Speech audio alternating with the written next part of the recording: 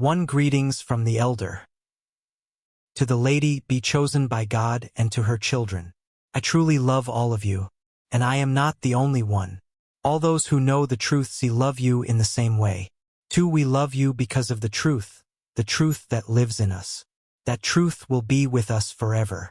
3 Grace, mercy, and peace will be with us from God the Father and from His Son, Jesus Christ, as we live in truth and love.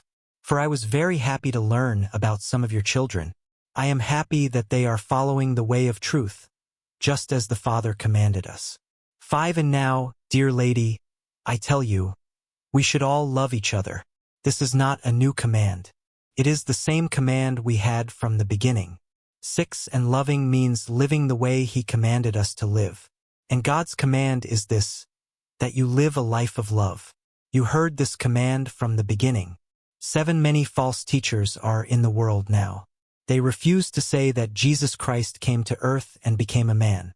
Anyone who refuses to accept this fact is a false teacher and the enemy of Christ. 8 Be careful. Don't lose the reward we have worked for. Be careful so that you will receive all of that reward. 9 Everyone must continue to follow only the teaching about Christ.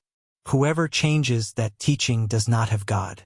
But whoever continues to follow the teaching about Christ has both the Father and His Son. 10 Don't accept those who come to you but do not bring this teaching. Don't invite them into your house. Don't welcome them in any way.